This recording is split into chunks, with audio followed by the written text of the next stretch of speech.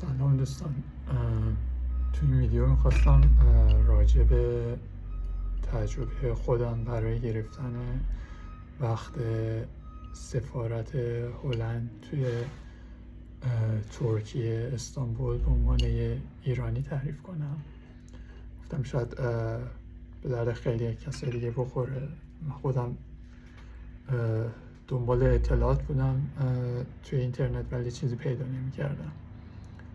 همین الان که حالا یه سری اطلاعات به دست آمده و داستان خودم رو دنبال کردم گفتم شاید به اشتراک بذارم، مفید باشه واسه کسای دیگه.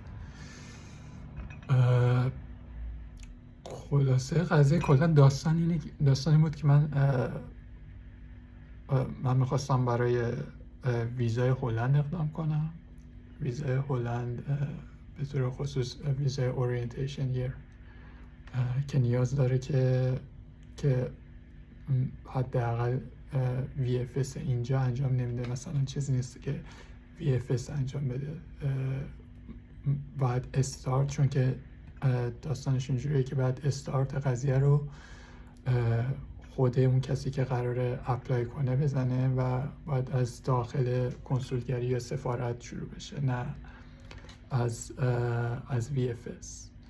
پس حداقل توی ترکیه که اینجوری بود، یعنی جای دیگه هم که من نگاه کردم مثلا توی کشورهای دیگه انجام نمیدادن، تا جایی که من دیدم حداقل آپشنش نبود. خلاصه آره، من واسه این ویزا میخواستم اقدام کنم برای هلند. توی ترکیه بودم کلا، ولی من روی ویزای توریستی توی ترکیه هستم. من رزیدنسی اینجا رو نداشتم، اقامت اینجا رو نداشتم، ولی خب آره میخواستم اقدام کنم. ولی خب احتمالاً چه بدونین یا ندونین قضیه اینه که طبق قانون هلند شما باید اقامت اون کشور رو داشته باشین تا بتونین از سفارت اون کشور، سفارتی که تو اون کشور هست، استفاده کنین. خلاص این چالش بود، این مشکل بود. حالا من به دلیل خودم نمیتونستم از بیام ایران از سفارت ایران استفاده کنم، خواستم که از سفارت توی ترکیه استفاده کنم.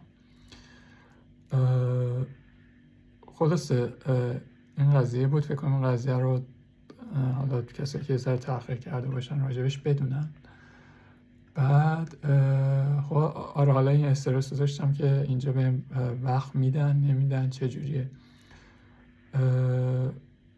خلاصه من شروع کردم ایمیل زدن و داستان خودم رو گفتم بهشون و تقاضای اپوینتمنت کردم، اما اینجا موافقت نکردن در ابتدا و کلا یه مدتی طول کشید و مقدار نامه‌نگاری داشت. ولی در نهایت کاری که کردم و تونستم وقت ازشون بگیرم این بود. توی اولا یه چیزی رو بخوام اشاره کنم، چیزی که ازش استفاده کردم یه سری از قوانین هلند هست که به این صورته که میگه که چند تا استثناء هست. یعنی اون قانون این که شما باید رزیدنت کشور باشین تا بتونی از اون کشور اقدام بکنی، چند تا استثناء درونش هست. 3 تا استثناء هست که حالا لینکش رو اگه خودشون سرچ بزنین تو اینترنت شاید بتونین پیدا کنین، یا هم خواستین من شاید بتونم تو این ویدیو واسهتون توی دیسکریپشن بذارم. یکی از استثناءات اینه که اگه مثلا بیشتر از 6 ماه تو کشور از خودتون زندگی نکرده باشین، این استثناء رو دارین که بتونین مثلا از یک کشور دیگه که حالا رزیدنسش هم نیستین اقدام کنین. اکسپشن بعدی این بودش که زمانی که کشورتون رو ترک کردین، مثلا اصلا نمیدونستین قراره برای سفارت هلند اقدام کنین، این چیزا رو بعد مثلا گفتن که مثلا اثبات هم میخوام. استثنای دوم این بود. استثنای سوم حقیقتا یادم نمیاد، اینو فکر کنم بعد خودتون چک کنین. خلاص این چند تا استثنا بود توی یکی از صفحات همین هوم آفیس برای هلند. حالا من کاری که کردم، من در نهایت تونستم که توی استانبول از سفارت اینجا وقت بگیرم.